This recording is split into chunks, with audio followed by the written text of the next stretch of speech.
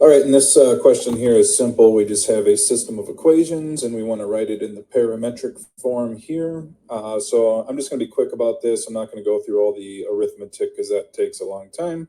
You can learn how to do RREF, or reducing a matrix, in another lesson fairly easily.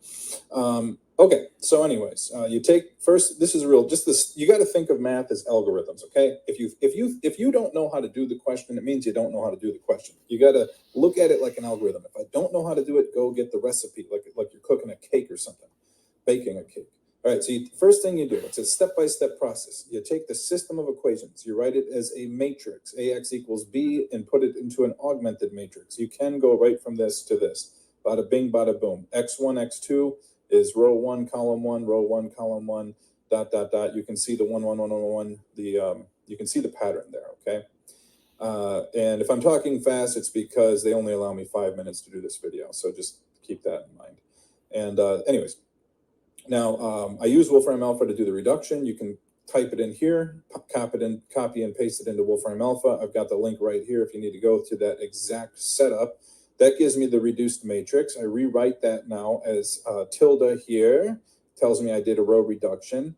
And then I now take the original system of equations that I had reduced into this form. I multiply it out, x1, x4, x1, x4 is equal to 1, x2, negative x4 is equal to 0, and so forth and whatnot. And then you rewrite that, x1, x2, x3, x4 would be this one, this one, this one, and this one, and you move everything else to the other side. If you have 0 equals 0, you just write that free variable equal to that free variable. A very simple thing to do. Then you put everything to one side and all the x1, x2, x3, x4 on the left side, and that can be just regular x vector x. And then you have your vector here, which is your reduced right side of the equation, and then you have your null space vector right here, or kernel. This is also called the kernel, and it's also called the solution to AX equals 0. So then you got, so blah, blah, blah, blah, blah. X4 is your free variable, which is right here connected to the kernel. You let X4 be equal to S because X4 is free, so it can be whatever you want, and they want it to be equal to S in this case. So you write it equal to S, put an S right there. And then the null space of A is the coefficient matrix, which is the null space of A is the coefficient matrix. That's this matrix right here, is this vector right here.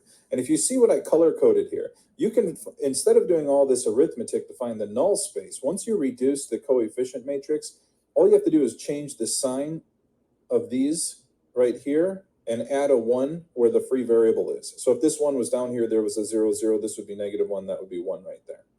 So that's how you do it. You can, if you want this full lesson, you can get the PDF or the lesson on my website. Just go to authorjohnd.com and check it out. Thanks.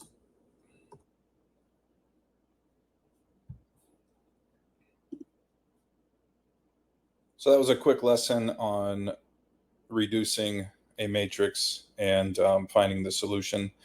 The arithmetic behind it, doing the reduction of the matrix, is quite tedious. So that would take too long to do in one of these videos.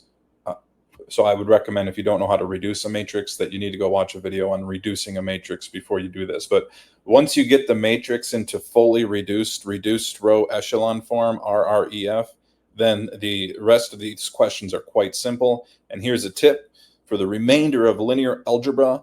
Pretty much 9 out of 10 questions you do, if you don't know what to do, put it in a matrix and solve the matrix. You're gonna be asked the same question over and over and over again, and the arithmetic is the same. Thanks.